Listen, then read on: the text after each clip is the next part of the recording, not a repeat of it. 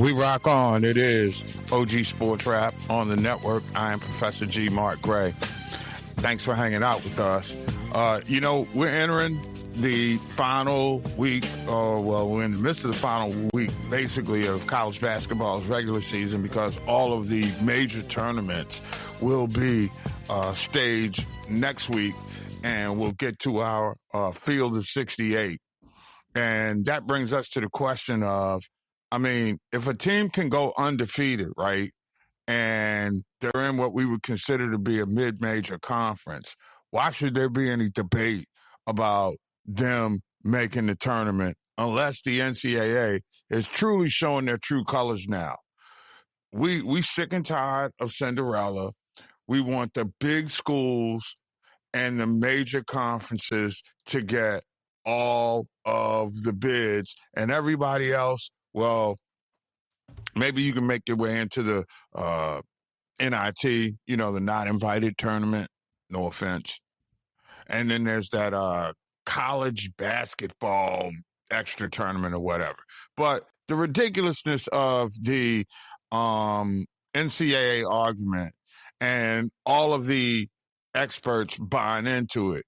When you're in your conference, you can only play the teams that are in your conference. And if you go outside the conference and you win a couple games, they have to speak volumes for you.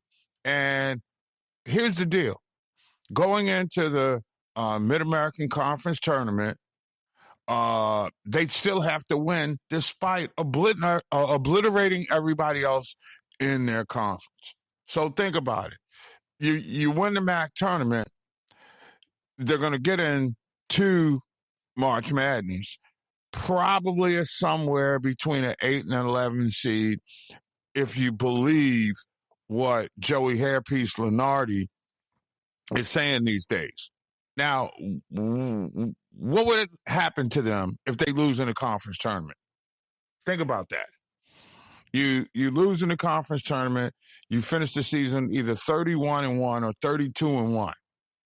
And historically, no team with 2 or fewer losses has been left outside the tournament since 1965. So when you look at this breakdown where everybody has them right now, which is so egregiously unfair, egregious, they're either the first team out if they lose, or if they win the conference championship, they get the automatic bid. Now, see, here's the deal. You got metrics. It's not about what's on the floor, which is killing Miami now. And see, that's the beef.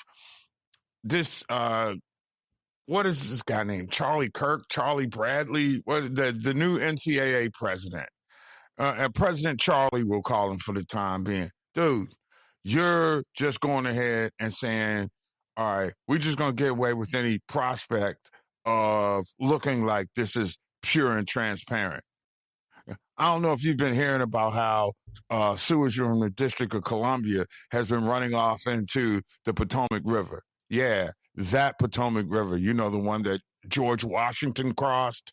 Yeah, well, to me, that's what's going on here. There's some sewage runoff by the selection committee types, the blue bloods, everybody talks. And granted, I'm not saying that the MAC conference is as tough as the Big Ten with 18 teams, but you can't put all 18 teams in. You can't put all 14 in. You have to go out and bend the rules to get them in. And it's ridiculous, because the perception of these leagues, like conferences like the MAC, they're considered high risk, bid thieves, literally, is what they call. Like, you got, Akron, who probably would be in the way of Miami should the brackets in the MAC tournament hold up. Akron, is going to be the tournament favorite. They win the tournament, they get the automatic bid. Push a bubble team, say, out of the field like a Miami. It's just crazy, man. And I don't think that the NCAA is fair now to mid-major programs. And the mid-major programs, quite frankly, give you the magic of the tournament. That first and second weekend, no, you know, the first weekend, maybe the second weekend, when you have somebody get through to the Sweet 16, it's good for the game. I'm sorry. It's just simply that good. You know, how many people buy into it was a great thing when Hampton took down Iowa State, when I believe Coppin, well, I know Southern beat Georgia Tech one year. I forgot who Coppin clipped, but they won that game too. Those are great. Those are iconic moments. Those are moments that you put Luther Vandross's voice to at the end of the tournament.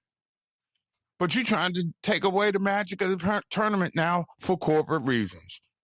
I said it. It's all about the corporation. And you can sugarcoat it all you want. They want to ensure that you have the big major programs, on TV, on blast, so that more people will watch those commercials. And it's a popularity contest. I mean, what's going to happen is some school is going to have to sue the NCAA and take them to court. See, everybody thinks I'm crazy when I'm trying to put a salary cap on the amount of money that coaches can make. And there also ought to be a cap on how many schools from a conference can get into the tournament. Because this is right now, it's the have-nots not being given a chance to make their run. You may be sitting at the table, but ain't nobody listening to you. I take a whole bunch of students out to the state capitol every year as part of my work as a professor, okay? And I listen to the kids come up with great questions. I watch them as they prepare to be in depth and insightful.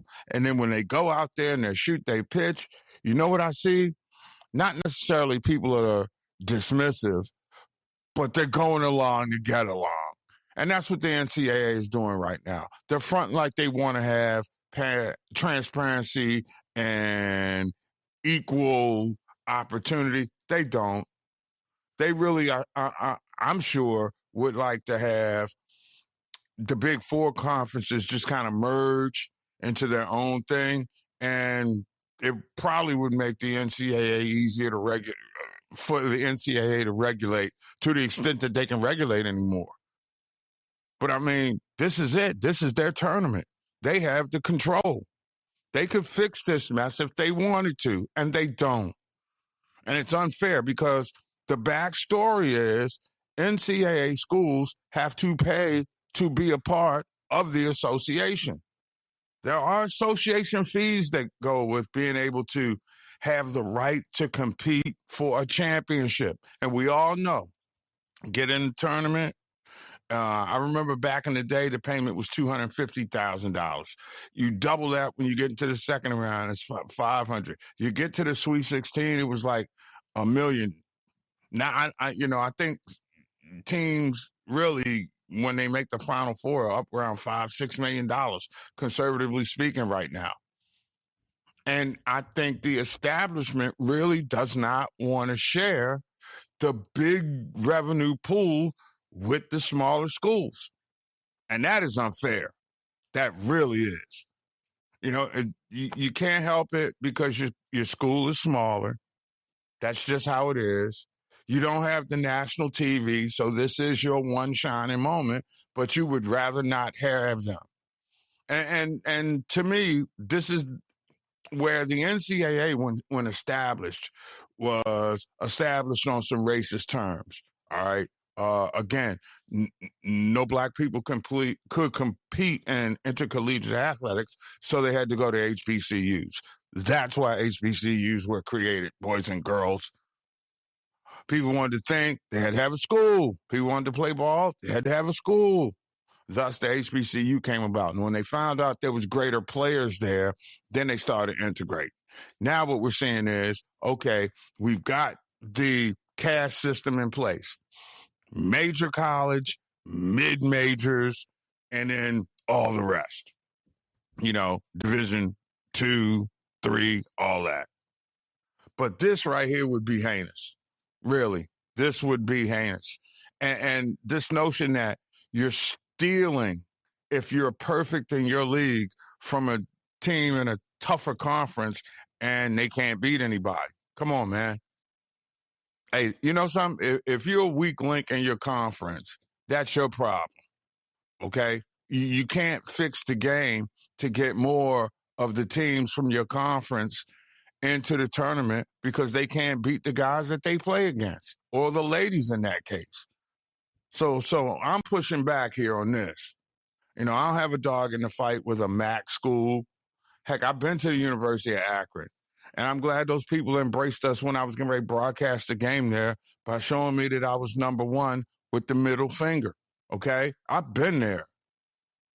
And I called the first HBCU Classic at Cleveland State. So I know what those schools bring to the table. They're not looking for a handout. They just want to be respected for doing what they got to do against the schedule that they can play for. Because, again, you start beating people, you can't get them to play you. Okay? So let's be clear. Let's say in the state of Ohio right now, if Miami were to beat Ohio State, neutral site game, say in Cleveland, Ohio State would never play Miami of Ohio again. And that's how it works. We're going to give you the opportunity for the big payday, but as long as you know your place and come into the contest knowing that you should get beat and you dare to believe that you can go out there and win, and heaven forbid you do it, you're done for life. And it's amazing. Because you consider a school like Ohio State, last report has like a $36 million operating budget. I guarantee you Miami might have 7 or 8. Unfair advantage. And then you keep that pool of money amongst the big schools, the mid-majors never grow, which to me, I don't think is healthy for the development of the game. Not to mention for the tournament.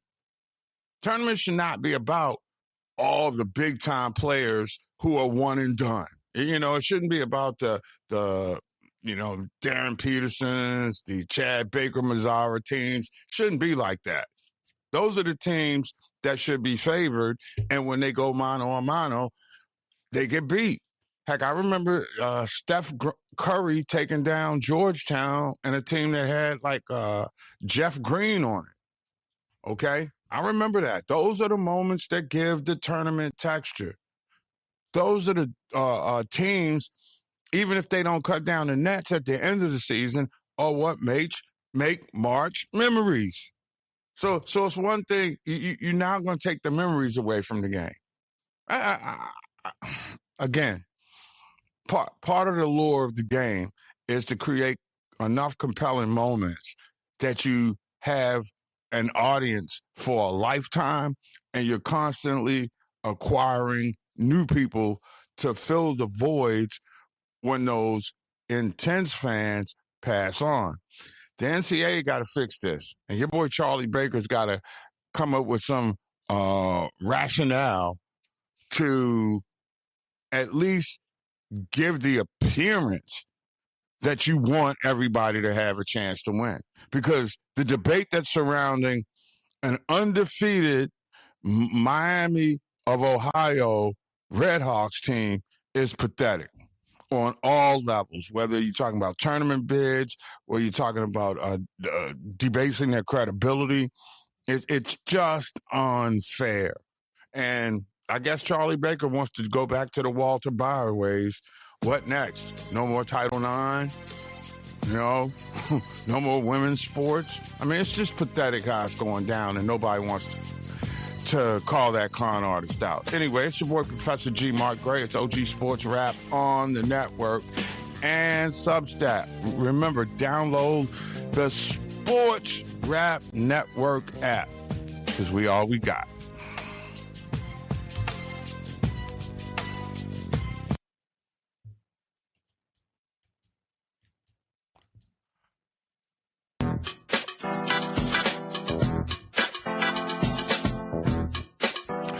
Y'all know about this thing called baseball? You know, America's national pastime.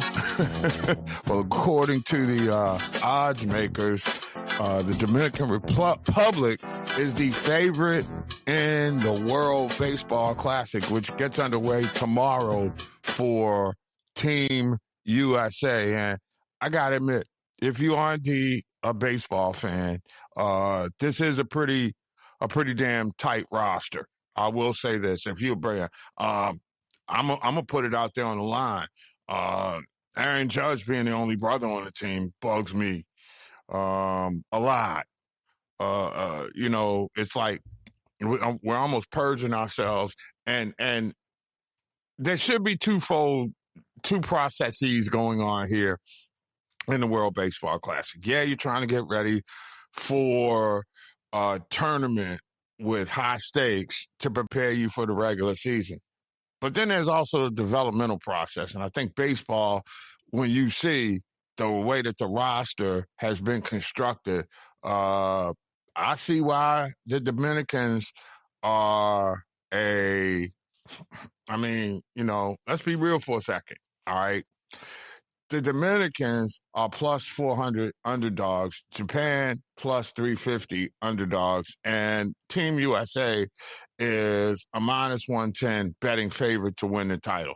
Now, again, there are a lot of people that will argue that this is the most talented team in USA baseball history. Now, I don't know about that. But again, the Free Press Detroit Free Press, that is, boys and girls, did say that this year's starting rotation is of A-list caliber.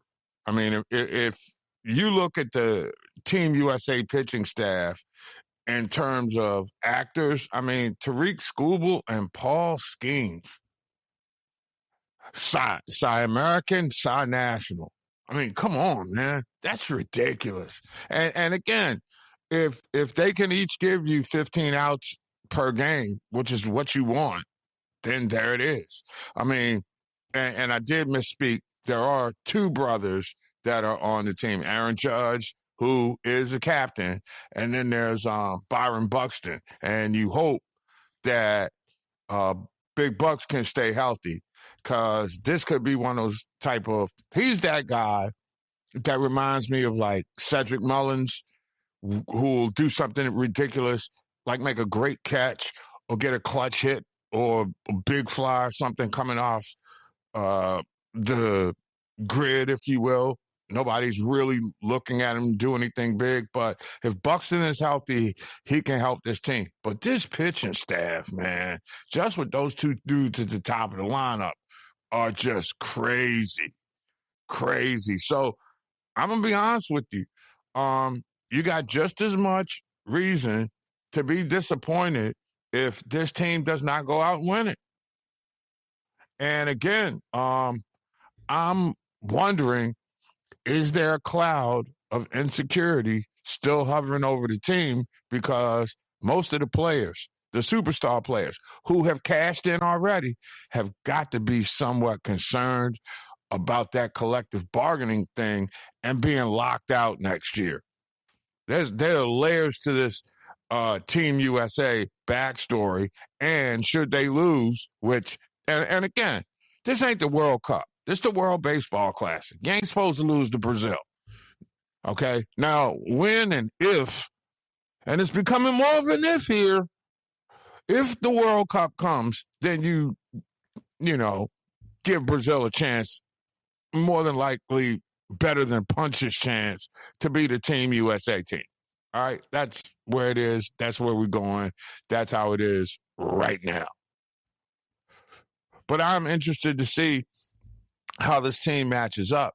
But I'm also troubled that we couldn't get a guy like James Wood from the Nationals in that pool. The dude, what was it, finalist in the home run derby contest last year, had like 25 home runs or so. I mean, displayed you say what you want about James Wood. If nothing else, he's a hell of an athlete. I mean, and there are a lot of quality brothers that just kind of got overlooked. Lawrence Butler from the A's. Come on, man. Michael Harris from the Braves? He didn't make it? Wow. So if you're saying guys like that who aren't on the team and you can still win it, show me. That's all I want to see now. Show me. Now, again, I don't want to put it out there as a malicious keep the brothers down type of thing, but damn, Aaron Judge and Byron Buxton. Now, again, I'm pretty sure Mookie Betts was invited, and he was just like, I just got to recover from last year. You have to almost take the Dodgers out of the mix, except for Clayton Kershaw, who's going to be playing as a retired Dodger for Team USA. All right. So I can buy in that on paper, this roster is built to win it. And when you listen to Mark DeRosa, on MLB Network, I mean, my God, you think this guy invented the game. I mean, it's like he's out. What was his name? Abner Doubleday. Wow. Connie Mack. Sparky Anderson. Joe Torre rolled into one. I mean, he breaks down the game the way that Dan Orlovsky does for football. But Orlovsky, I don't think is going to be coaching a team anytime soon, even though he doesn't want to. Okay? But here we go. So, to me, DeRosa's on blast because, A, when you're an analyst in the studio and you get to see just about every game that's played around the world, you got to get this right. And when you start looking at the Team USA lineup, the 30-man squad has 22 All-Stars.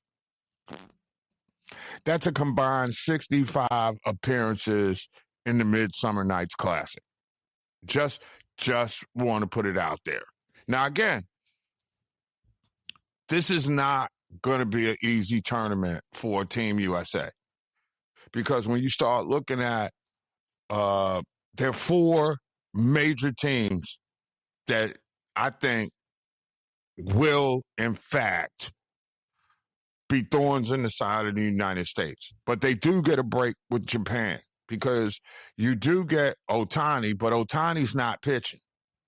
However, as we saw with Yamamoto in big situations last October and on into November, there it is right there. Yamamoto is a beast. Both Dodger pitchers repping for Japan. That's a topic for another show. Heck, the Dodgers might as well go ahead and annex the whole nation. Jeez. Man, look, people talk about $75 million for Shohei Ohtani, please. They're probably making that on Dodger merchandise alone in the first month of the season. Now you got the Dominican Republic, who's always loaded. A lot of people would argue that in the middle of your lineup, you've got Juan Soto, Vlad Guerrero Jr., and Fernando Tatis.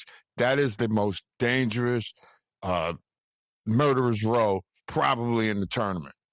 I mean, you look at those 3 bats in the middle of the lineup, and it's going to be really interesting to see if they spread that power out or if they keep them in the middle. Because again, part of the process, this is a spring training tournament. Guys have got to get themselves into being ready to play by the end of this month when the regular season starts. So it'll be interesting to see how managers not only get their players ready for the season, but get them ready to perform at a high level in a high-stakes situation before they're truly in game shape. And then there's Venezuela, who will send out Ronald Acuna Jr. The question with him is always, can he stay healthy? Jackson Churio, to me, has always been up and down. And, Salvador Perez as a catcher is a big, you can't underscore how important having big catcher is in a tournament like this to handle all these pitchers that he does not know and give his team a chance to win. Now, I'm the one personally would like to see the WBC after the World Series. Now, I know a lot of people will say, well, that means you don't get the World Series champ. You can still have a great tournament with healthy players at the end of the regular season. Because think about it. They get a break. It would equate to being like winter baseball for like 2 weeks. Then they go back to their vacation. It's really that simple. But nah, we want to drag out the stars, many of whom, and that's probably why we don't see Mookie Betts. You know, that probably, and he did need to get his, body back in order. It's tough to go through rehab and then go through high-stakes baseball in spring training when you're trying to get your legs back. So as much as I'd like to see Mookie Betts, on Team USA's roster, if the Dodgers are going to make that run, I mean, you kind of want to keep him off his legs until opening day. But this ain't no cakewalk for Team USA. Now, I'm telling you right now, there are a lot of television executives that are nervous right now. I guarantee that. Because if Team USA gets eliminated or they lose in the first round, there goes a big share of the audience. Because remember, you got college basketball, the tournaments, conference tournaments starting, next week. The tournament will still be going on. And you can lose yourself in some other things if Team USA gets clipped. And the world has caught up. I'm not sure everybody has as much depth as Team USA has, but you're putting together all-star teams, and it doesn't mean that they're going to have chemistry, especially coming out of spring training. And this is another beef that I think I got with the WBC. How do you expect to get into game shape?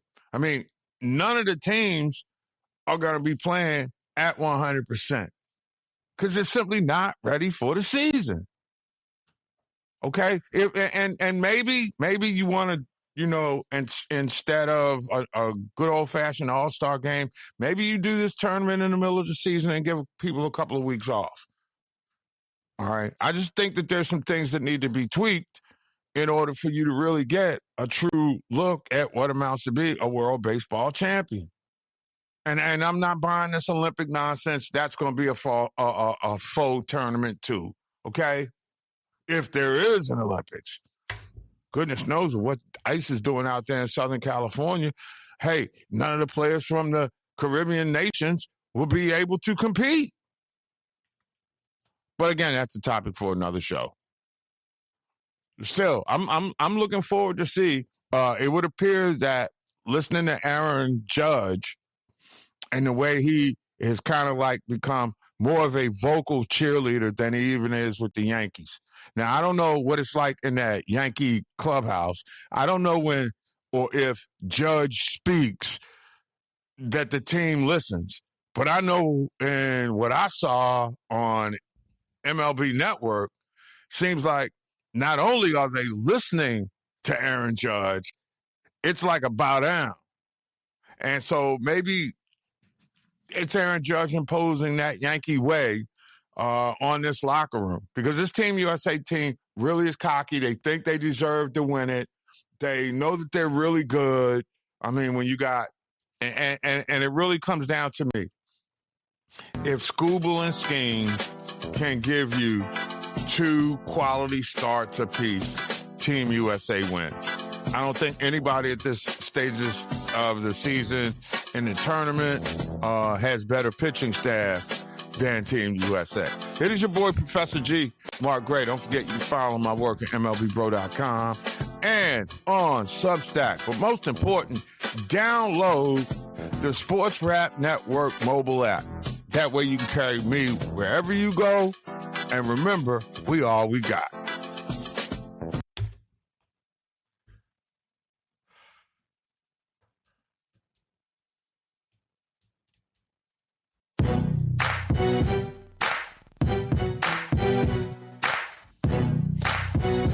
We continue It is OG Sports Rap, and I'm going to divert a little bit. We will get back to the sports conversation in just a little bit, but I want to offer up a Laurel and happy hell yeah. In case you missed it, Christy Bourne's ass has been fired. Salute in my hee-haw voice for those of you of a certain age. That's right. The eighth and dumbest Department of Homeland Security person ever has been booted by the president. Now, look, it could get worse than her. A guy whose first name is Mark Wayne, all right? John Wayne had been taken or something? But Christy Dorm is the personification of DEI gone wrong. Okay? A dense egghead who's ignorant. That's what it is. And I'm happy that she lost her job because I'm tired of seeing these incompetent white women who've probably stapled a mattress on their back and wear knee pads constantly get these big-time jobs and have no sensitivity to the people that they're supposed to serve. Christy Bourne getting fired. That is just a great day. It is. I mean, ooh-wee. Who's next? Pam Bondi? Oh, I can't wait for that one. Let's fire up the band. Wow. One dense bumbaclad. Now she gone, you see. Anyway, I shouldn't be enjoying this much, but to see a arrogant, obnoxious, incompetent jackass get thrown out, oh, this is fantastic. Man. Whew. Jesus. There's a God, and he claimed Christy Bourne's credibility today, and may she never work in public service again. And that's about as nice as I'm going to keep it. And now it's time for the Bondi files. Yes. Ready to see how that's going to move it along. Anyway, thanks for hanging out with us. This is OG Sports Rap. Man, I just got a rush when looking across the ticker and seeing, wow, Candy Bimbo is done. Anyway, then again, she looks like she could be more of a tawny. And those of y'all from a certain age, remember, you had names that they just don't use anymore. Remember Bambi for a girl, right? Tawny, that was mostly for a white girl. Becky, Universal. Everybody had a Becky round the way. But this one, man, woo-wee. I got to get myself back together to focus in on what could be considered trivial sports information, but it is what it is. Good news if you are a fan of the Boston Celtics. That is right. Jason Tatum is literally one step from coming back to play for the Celtics, as some enterprising talk show host on the other side of this microphone told you it would play out at the start of the season. A, Jaylen Brown will have an MVP caliber season, playing angry because people didn't think he could carry a team. Forget all the skills. This was about being motivated. And there's a burning desire inside of him. And I'm just going to keep it real with y'all.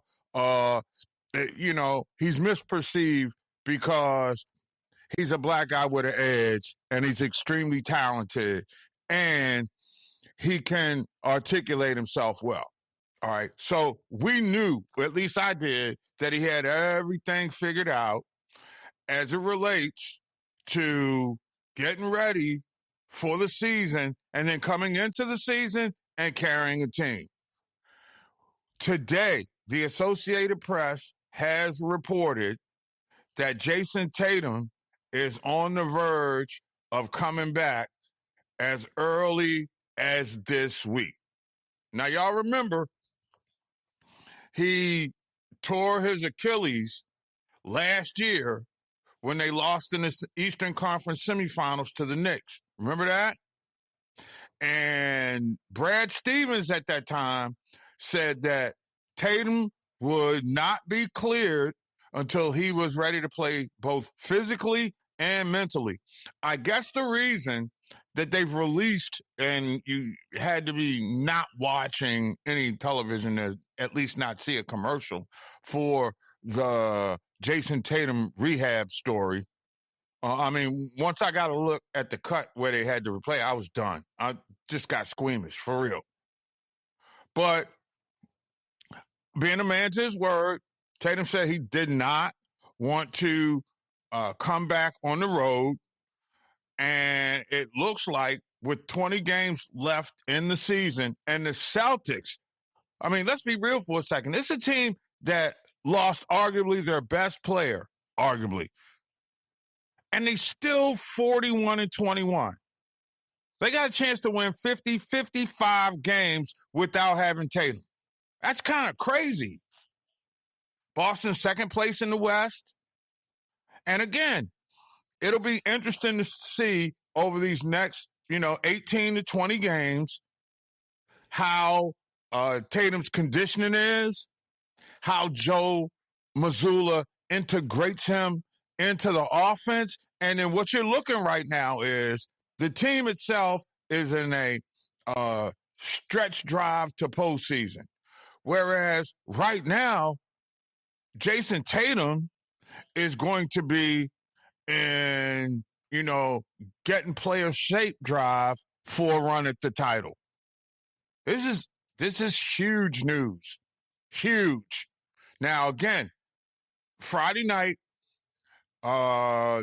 Tatum is expected to play in Boston against the Dallas Mavericks. Wow. Suddenly I've just changed plans for Friday evening. I've got to see Jason Tatum come back. Because I believe if Jason Tatum comes back, Boston kind of goes to the top of the Eastern Conference. Because as much as Tatum wants to play aggressively, he doesn't have to. And if there's a one guy that can assume a facilitating role, so, there's less pressure to run the offense on Jaylen Brown. It'll allow Peyton Pritchard more opportunities to play off ball and get open and knock down shots from beyond the perimeter. This is a massive, massive change to the whole Eastern Conference landscape. And while I respect and certainly do welcome, as an observer, the chance to see Jason Tatum come back in time for the NBA playoffs, as a Knicks fan, as a Detroit apologist, things have changed. You might want to modify expectations. And I'm not buying into Milwaukee and Giannis. Whatever, between physical and mental, I find them to be a little off, squeamish.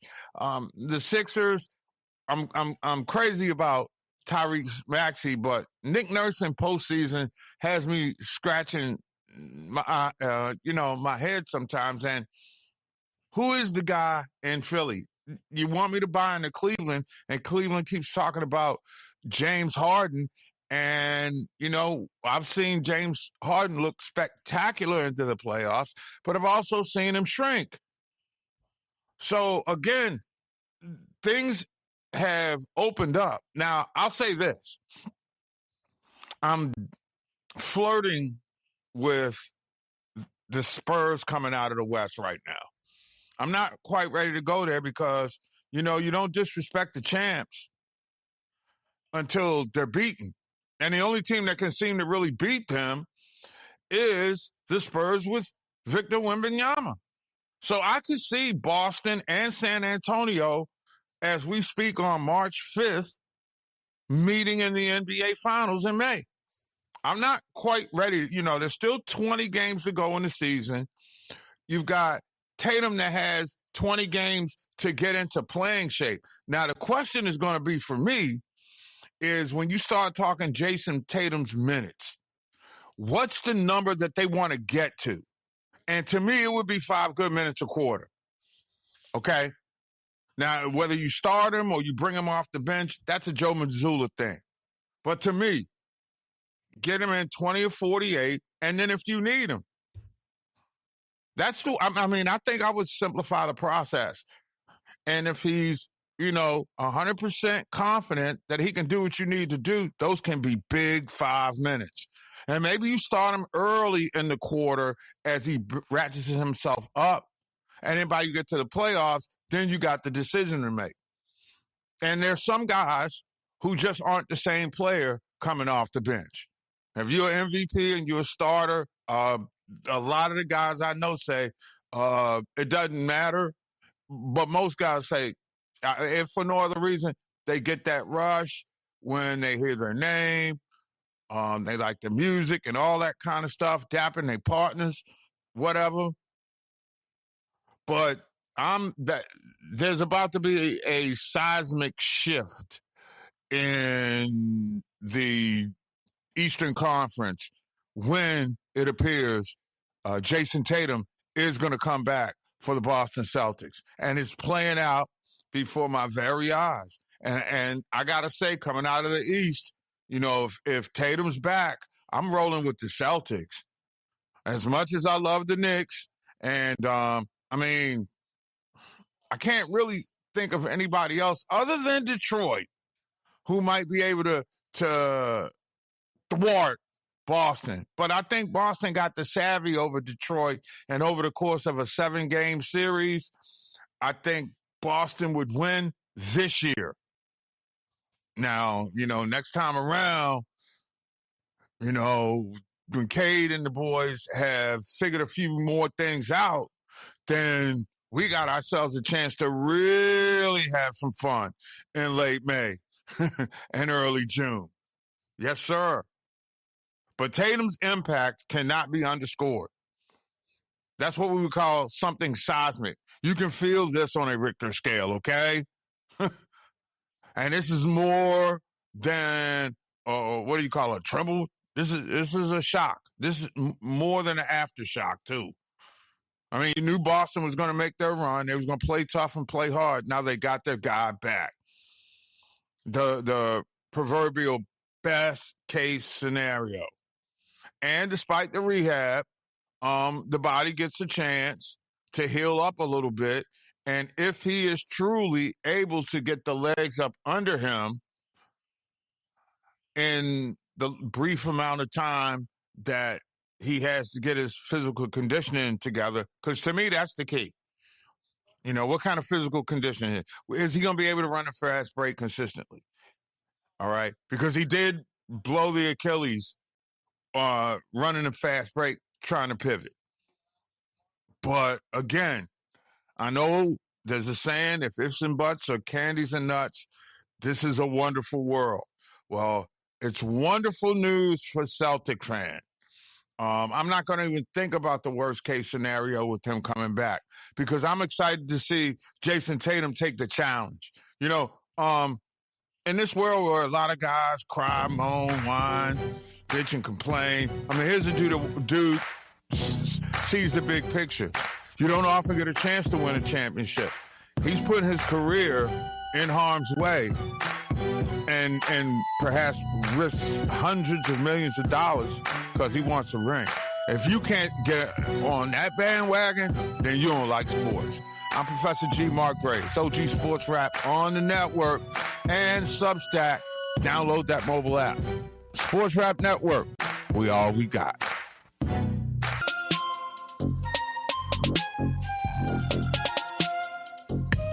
Hey, folks, it's your boy, Professor G. Thanks for hanging out with me. I appreciate you. OG Sports Rap continues here on Sports Rap Network and on Substack. Don't forget, you can check me out for recaps of stuff that you missed. It's just a new place, new tool.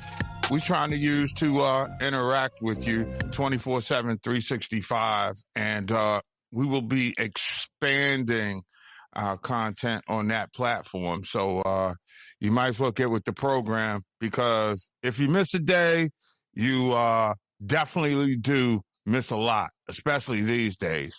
I wanted to talk a little bit baseball right quick. I am that guy that starts ratcheting up a little baseball knowledge, especially when it comes to the few, the proud, the Black American baseball players, the MLB bros, as we call them on another website. Right-hander Hunter Greene of the Cincinnati Reds has left spring training again due to right elbow stiffness. Now, we find this out after manager Terry Francona and president of baseball operations Nick Kroll told reporters, and then they came on the game broadcast and basically said that Greene is leaving spring training to have an MRI in Cincinnati. And after that, he's going to go see an orthopedic consultant. And see, this is devastating on a variety of different fronts. First, Greene, who I will say openly and honestly is one of the few Black American players. I don't even think they're 10% of the league right now is composed of Black American players. So when a guy who you may not have heard of because baseball may not be your thing, I mean, Hunter Greene 5 years ago was supposed to be one of the best pitchers in the game. And the fact that he's been on a team that has sort of underachieved, and now they got a manager in Terry Francona who does know how to win, and he's going into his second year, and don't be shocked, especially if Greene is healthy, for them to be a factor in that Central Division race. I mean, last year he goes 7-4 with an ERA of 2.76. But the thing you got to really be appreciative of is he's got a 99.5 mile an hour four-seam fastball. Okay, that was number one in the league amongst those throwing at least 250 pitches. However, the best ability is availability. He was limited to a career low 19 starts. He only pitched 107 and 2/3 innings. Still, his 296 pitches of 100 miles per hour or higher were second in the majors last year, behind Mason Miller. Now, we all remember how, the sea kind of parted whenever he was on the hill last year. So last year, Greene was put on a 15-day IL early in the season on May 9th with a groin strain. He came back. He then made 3 starts before going back on the injured list with the same injury. But that time, he didn't pitch again until August. So at 26, this is his 5th big league season. And he's already been an all-star in 2024. All right. We see he has elite starter stuff. When he's out there and he's pitching, I mean, in 2024, 9-5, 2.75 ERA and 26 starts. Okay. He had 169 strikeouts and 150 and a third innings, despite spending time on the injured list that year. And they really haven't found a way to deal with it yet. It is important for Hunter Greene, not only in Cincinnati, but, I mean, that's a Black American baseball stud right there, man. You got to have guys like Hunter Greene in the lineup to grow the game. And I'm not hating on him. I mean, you're only as good as your body will take you. But it's kind of crazy that oftentimes you see a lot of players, particularly Black pitchers, come up and have difficulty physically. So you never really get a full representation of the stuff that they have because they're always sidelined or something. I'm in the nation's capital. That's been the case with Josiah Gray. Josiah Gray, too, has already been an all-star. Matter of fact, he started the all-star game like 3 years ago. He's got 5 pitches. You know, he's a smart, savvy kid. His body just breaks down. And I'm just wondering, you know, is that a black thing or is that a too many pitches thing?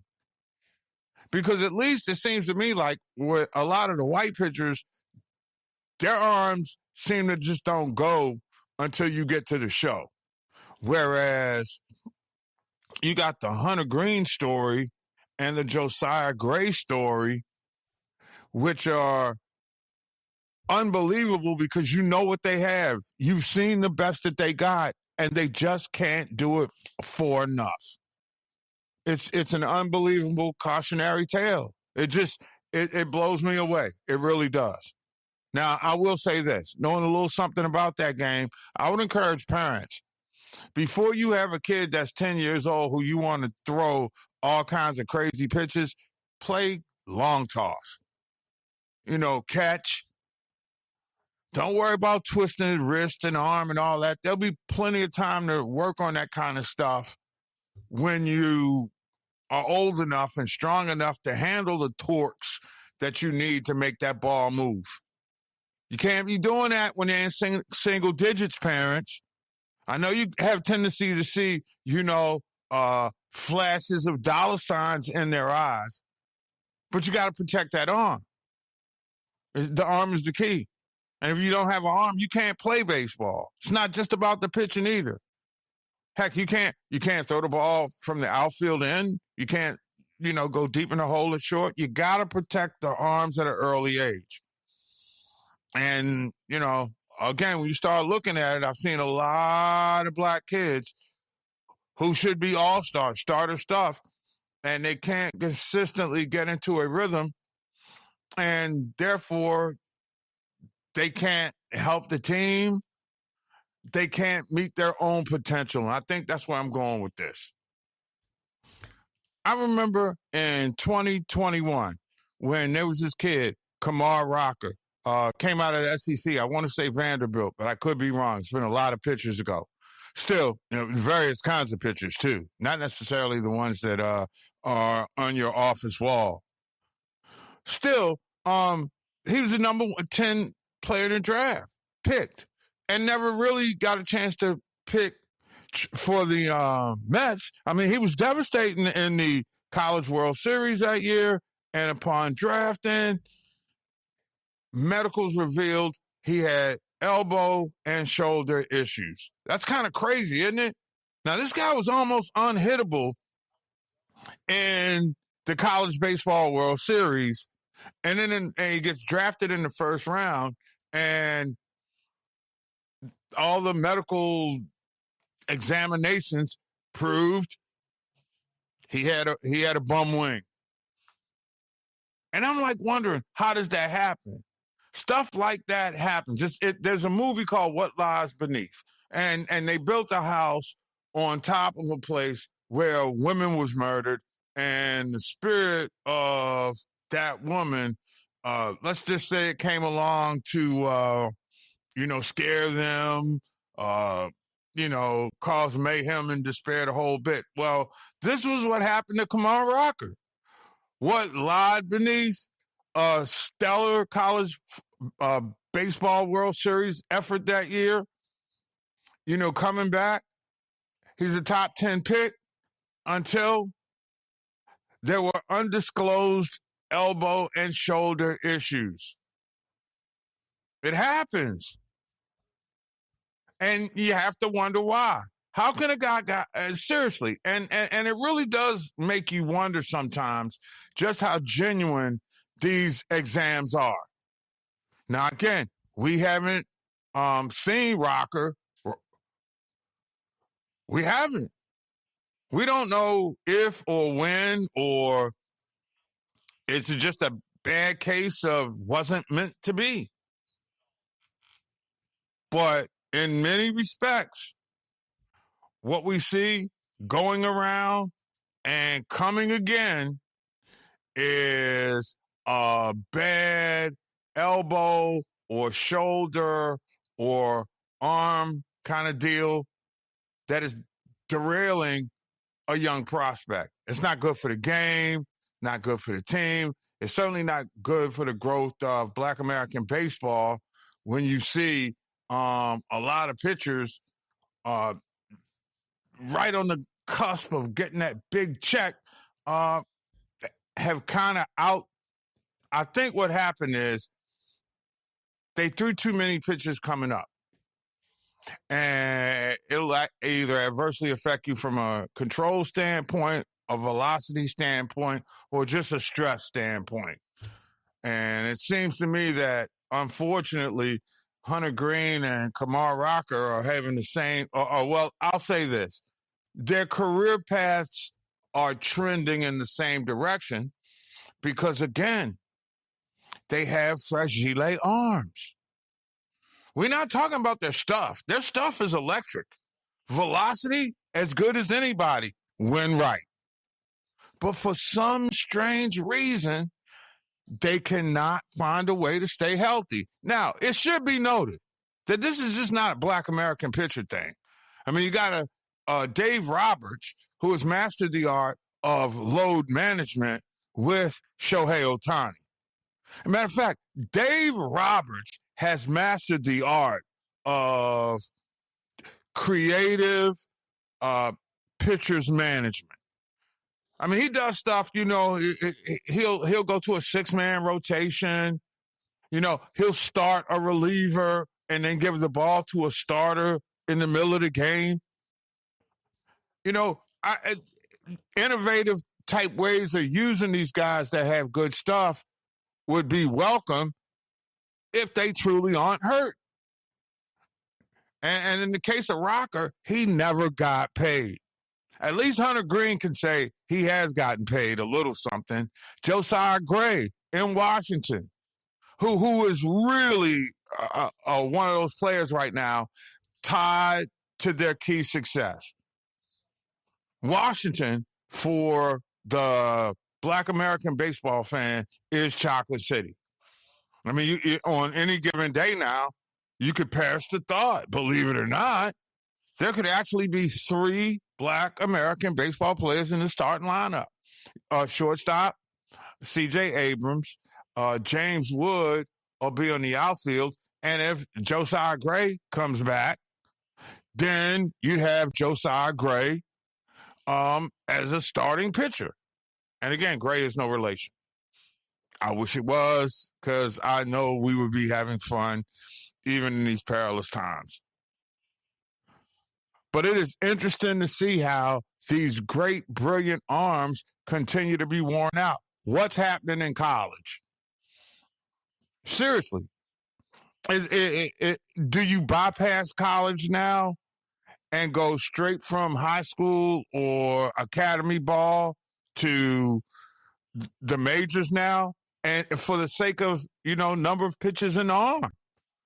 I like to see, they got every analytical equation to figure out, what is what statistically. I'd like to see some research done on that. What are the elements that are going into pitchers who come out of college, get drafted, and their arms are shot? Why is that? In my KRS-One voice. It is your boy, Professor G. Mark Gray, OG Sports Rap on Sports Rap Network and Substack. Remember, download the mobile app. Sports Rap Network. We all we got.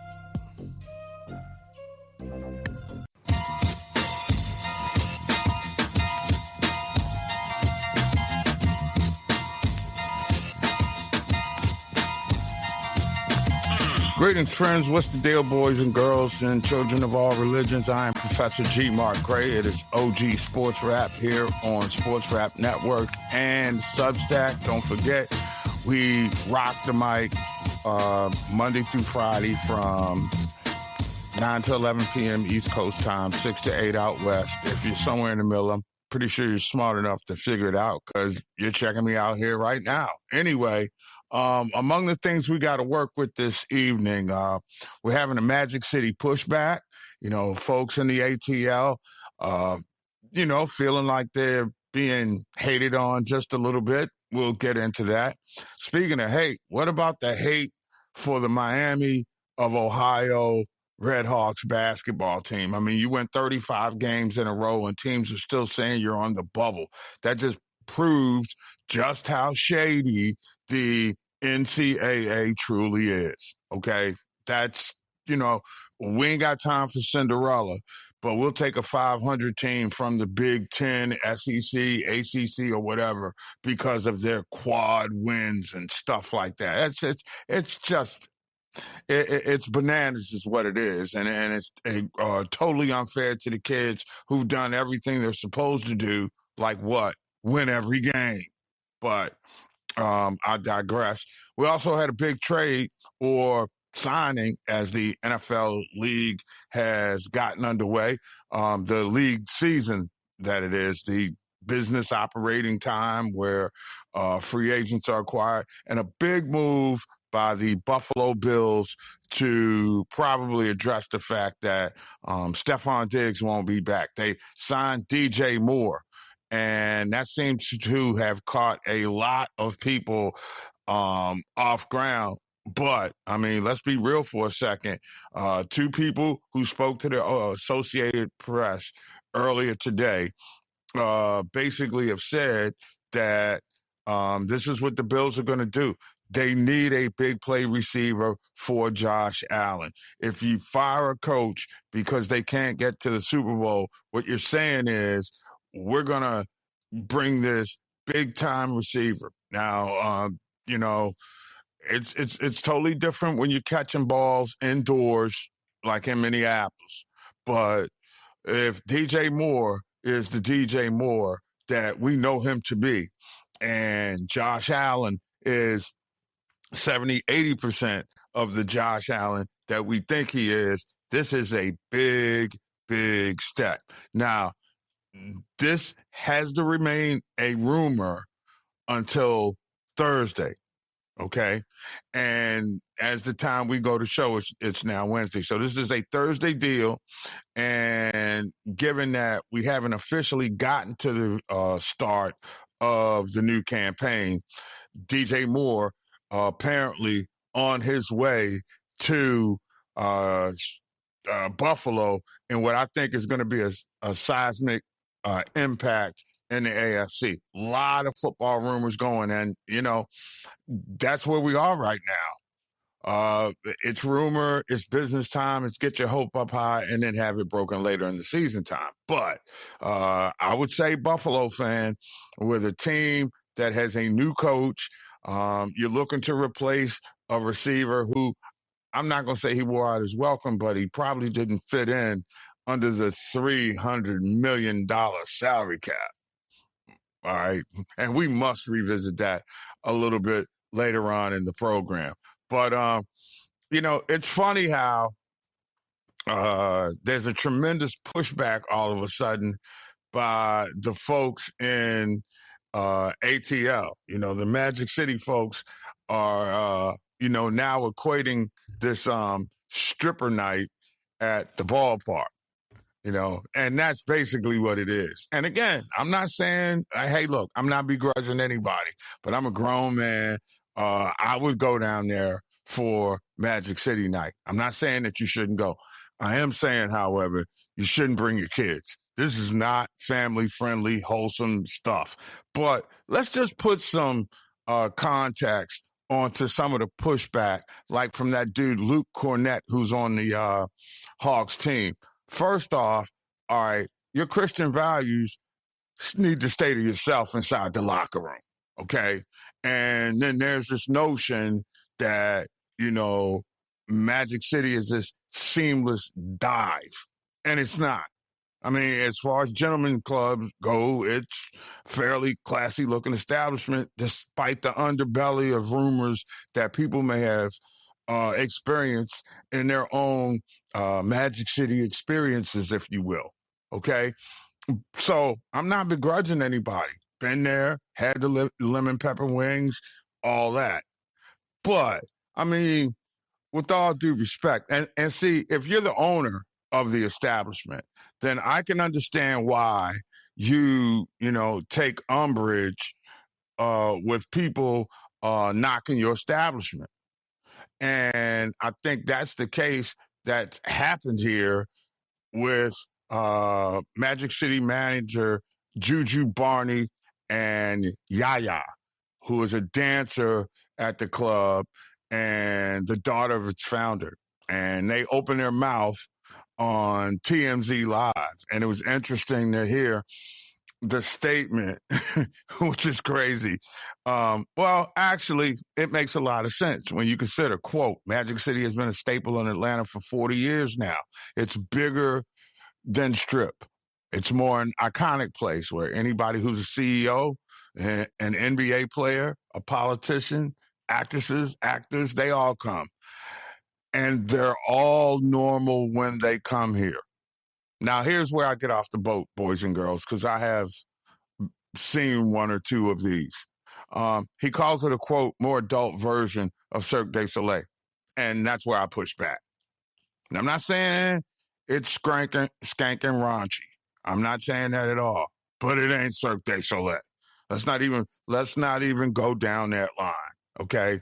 That might be what you could look upon as hyperbole. Yeah, that's a big college word for over-exaggeration. Now, I will agree with another quote that he had in his CBSNews.com Atlanta report, according to TMZ. Quote, it's strictly just wings and music and people having a good time. Okay. Now, Yaya, a dancer herself, says that she doesn't feel she or other employees have ever been used or degraded by working at the club. That was in pushback to Luke Cornett's statement, where I guess he feels as though he got to be Superman, Captain Marvel, your boy from Wakanda, all roll into one. All right, because look, when women are of legal age, they have a right to work where they want to. And quite frankly, there are ladies who do enjoy performing, even with their clothes off. And I get that. And as long as that angle to the whole lip and pepper night doesn't become a problem, right, I'm good with it. And they also say you can leave with a special purchase of a hoodie that's going to commemorate the event. I can't wait to see that. What's that going to look like? I saw a snatch at the hoop game. No, just kidding. Sorry. We kid because we love, especially when we hear that Magic City is an iconic cultural institution. Iconic and institution, yes. Cultural, what culture are we talking about here? I mean, it's so funny to me, the way people are caught up in their feelings about what other people are doing. And again, to push back on the Christian right that is Luke Cornett. Sorry. You go into this whole soliloquy and diatribe about how a lot of women have been, put into prostitution from dancing at strip bars. And there's, enough of that to be concerned about. But every gentleman's club ain't the players' club.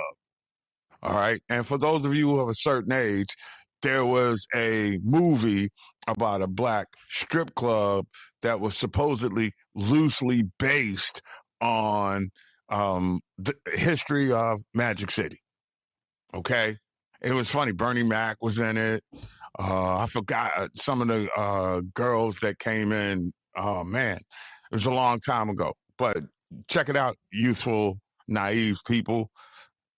Some people enjoy that kind of spotlight and performing. Others may have been forced into it. That's a broad right-wing approach to somebody wanting to do this.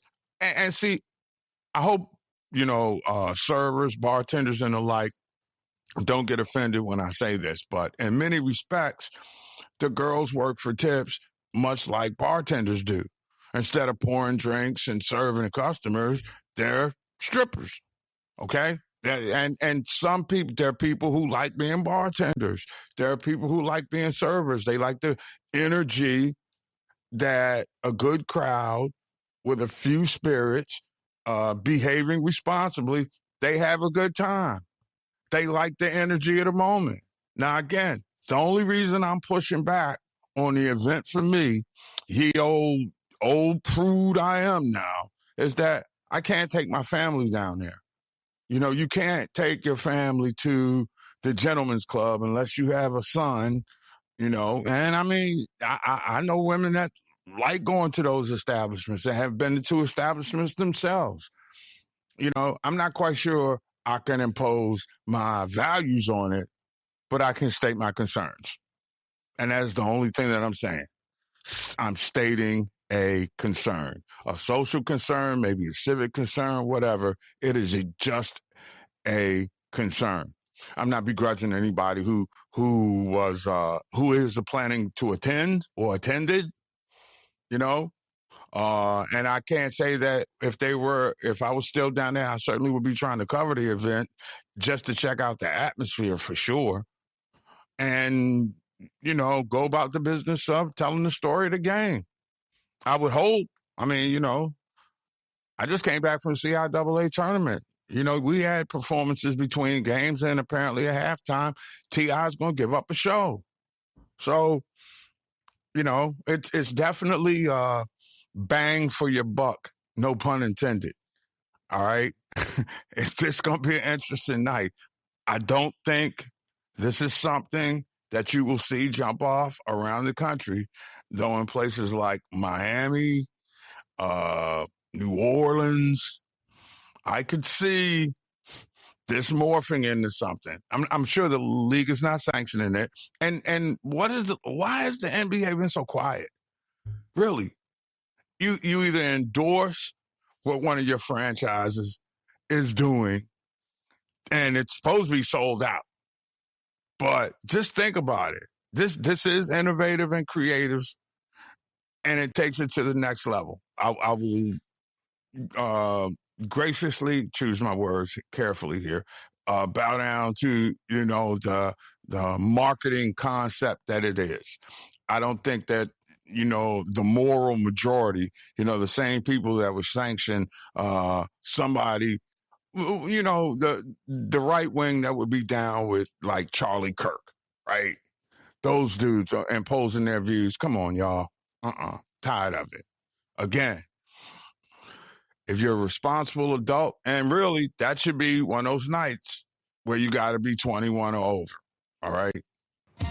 Because you just so that, you know, maybe it reaches the true magnitude of the Magic City experience while the Hawks are playing. Because we all know girls on poles probably better to watch than them playing even when the game is on these days. I'm Professor G. Mark Gray. It's OG Sports Rap on the network. Thanks for hanging out with me. Remember, download the mobile app, We All We Got, and you can follow me on Substack at Sports Rap OG.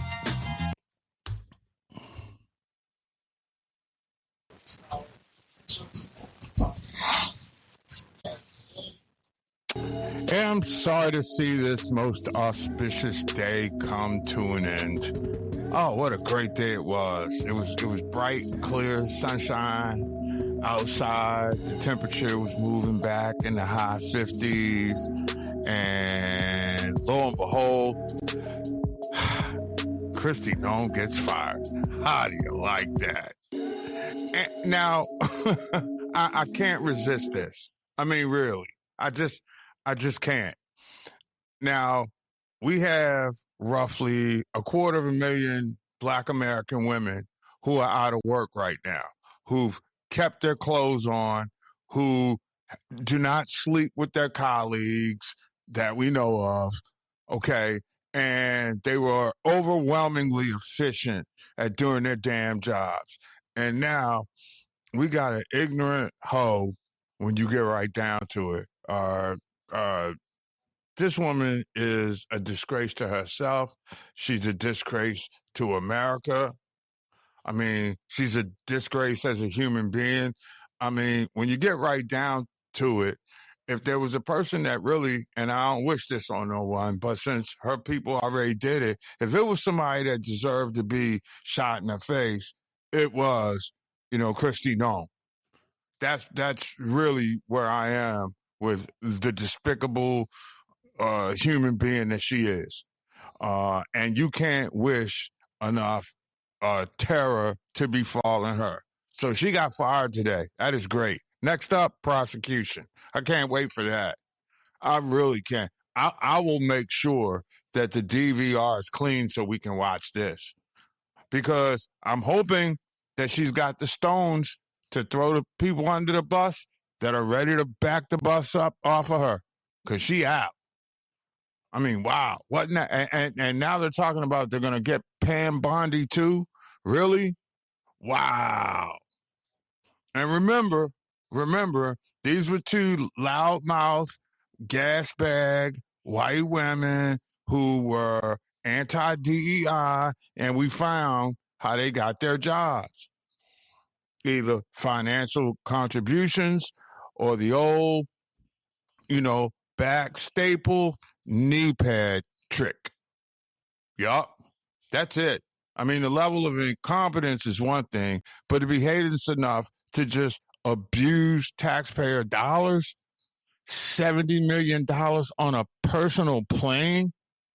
Wow. What were you going to be doing at, 40,000 feet with what's his name, Corey Lewandowski or whatever? Yeah, well, both of y'all will be in it together. That is crazy. Now, the question has to be answered, right? Whether or not he's going to face any criminal charges for basically banging his boss.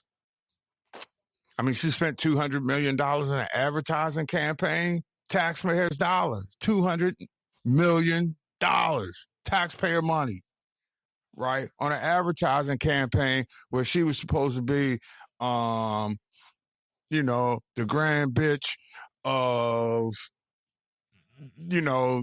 domestic terror, right? And what a fraud. What a fraud. So you got to feel like an idiot right now. I know. I'm sorry, Trump supporters. These are your folks. Maggots, these are your folks. And, hey, look, they hoodwinked and bamboozled you. They didn't bamboozle me. They bamboozled you. That's right. You got to deal with the ramifications of this. This is your mess. We just having to deal with it. It ain't on my soul. It ain't on my conscience. It may be on my wallet. That's about it. But I don't see any prosecution for me like was coming down for y'all. That's why you start wars and fixing elections and stuff like that. Wow. So yeah, let the chips fall. Let's wait for Pam Bondi's evil ass to have the hammer dropped on her. And then maybe we can go back to dancing in the streets like the Iranese were when the supreme leader was whacked last weekend. Okay? That's where I am with this thing. Who? And what can you say now? I mean, anybody who talks DEI and incompetence, all you got to do is have pictures of Pam Bondi and Kristi Noem, and you don't even have to say anything. You could just put the ellipses, the 3 dots at the bottom of the picture, or name your hashtag. Starts with dumb, and then however you want to finish it is on you. Man, it's great to see incompetent people get crushed. Incompetent, shady people. And then and we need to be as public as possible with it. So I just hope the Lord blesses us with all the gory details of their sexual perversions on the government time. Yes, I want to read it. So she will be shamed before the masses, not only now, but throughout history. Yeah, let's try to lose that one from the history bank. I mean, you're going to take the Tuskegee Airmen out of the Air Force. Yeah. Well, so let's hold up Christy Nome as the personification of the whole force. Yeah. How about that? And then there's Pam Bondi. She's got they want to bring her up about why Epstein's files haven't been released. She's caught between the rock and the hard place. They're telling her to do it, but she knows she's going to get whacked if she does, and now she has to testify. This is a beautiful thing to watch. The implosion of the corrupt administration. Can't wait, man. It's like one of those medieval movies or something. You know, somewhere between like Spartacus. Oh, you know, my goodness. Gladiator. Yeah, somewhere between Spartacus and Gladiator, you got this mess. This is tremendous. Tremendous. I guess little Marco Rubio and Cash Patel will probably take the next hits. That's why I'm betting my money on. So if Patel wants to arrest somebody for betting on him, I'm betting on him being indicted for something real soon. Yeah. I mean, he's been a little reckless. The Olympic thing was not a good look. It won't age well. And then when people see it come election time, it's going to be a whole different story. You watch. They're going to be distancing themselves from him. He's going to say, well, I prosecuted sports athletes. And they'll say, yeah, and now it's time for us to prosecute you. Why? You're brown. No matter how hard you try not to be, dog, you're still brown. We don't like brown. We don't like brown. Brown is not good. Brown is the stuff on my neck. It looks like crap. I look like crap. I know I look like crap. I used to look like good, but I look like crap. I'm bad crap. Oh, what a great day. Whew. I mean, I don't know if I felt this good since Chelsea won the soccer club World Cup last summer. It's been that kind of day. I mean, I felt this pretty much this good when the U got to the national title game, but I didn't feel that way afterwards. I mean, this is one of those news days that I have an afterglow from.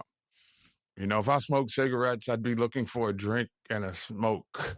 Find a smoking jacket and go out on the balcony and go, ah, what a great day.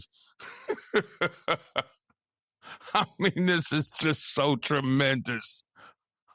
And I know you didn't come in here to listen to soft political commentary, but I mean, when you just see the demise of a demonic individual, there's nothing you can do but smile. Nothing at all. You just sit back and you just watch it and you go, unbelievable. But it happened nonetheless. The market has corrected itself again. And this is the first of many. Now, I will say this.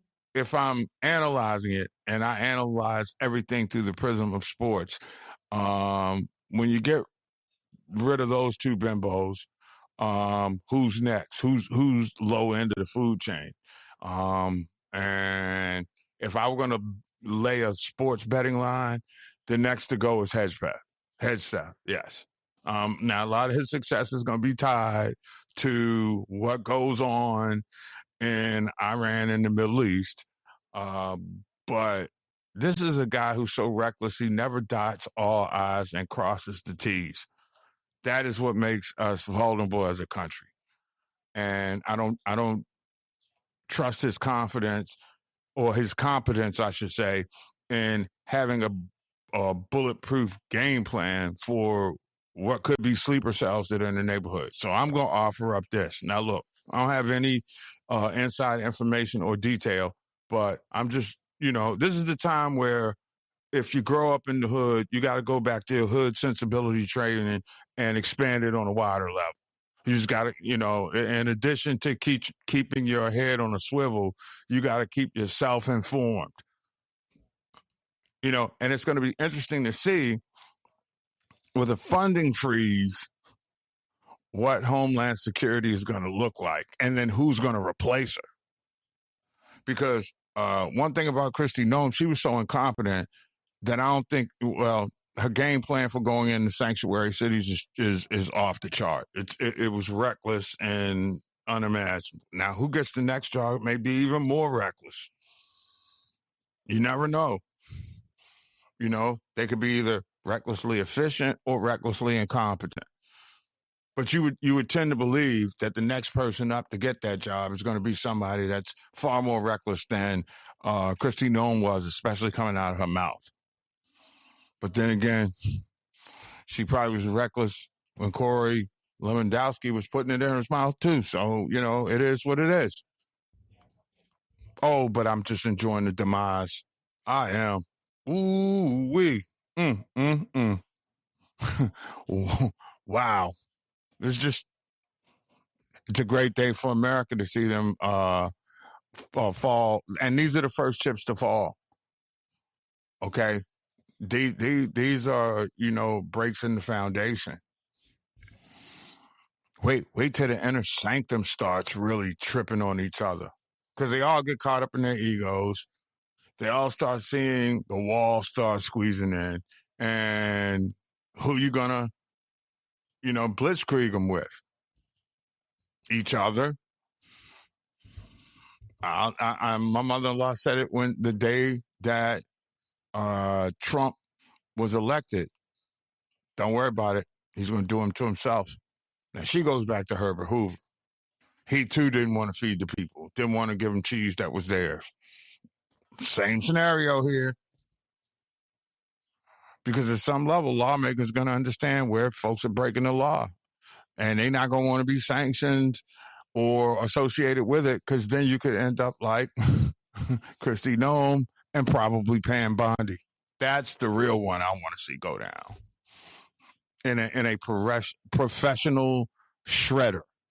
Yes, I do. I mean, it's so because she is a vicious and vile person who turns on aggression so that she doesn't have to be accountable. And here's a newsflash, baby girl. All right? There are those of us who pay taxes that are compensating your ass. I will love watching you go down. And you probably, with Corey Lewandowski, you probably go down too. Anyway, that's going to do it for me, Professor G. This has been OG Sports Rap on the network. Thank you so much for hanging out with us. I promise we will be full and all out with sports information, commentary, and thought-provoking views on tomorrow. But until then, remember, download the mobile app, Sports Rap Network. Remember, we all we got. And follow me on Substack at Sports Rap OG. Y'all have a good one now. The barbershop is closed. See you in 22 hours. Peace.